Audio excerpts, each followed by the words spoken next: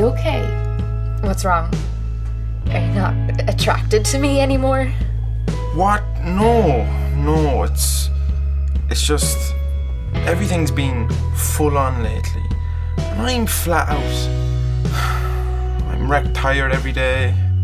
My shifts keep getting changed at the bar, and I'm working a 12-hour shift the day before a big assignment is due again.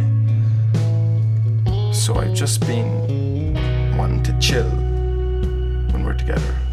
I'm sorry. I didn't realise you were under so much pressure.